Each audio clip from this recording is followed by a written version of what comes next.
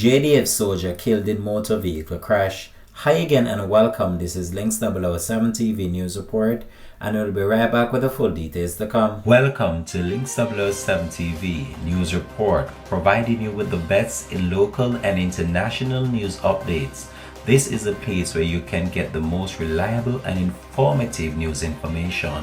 Links 007 TV News Report.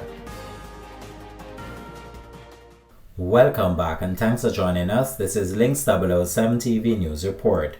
A member of the Jamaican Defense Force JDF was killed in a motor vehicle crash along Camp Road in Kingston early this morning. He has been identified as 23-year-old Everall Hendricks of Breadnut Walk, Ginger Hill in St. Elizabeth.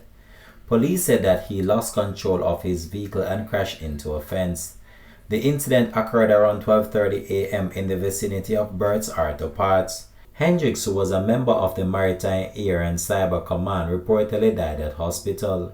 His colleagues and friends have been expressing condolences to his family. This has been Links 007 TV News Report. Thanks for watching.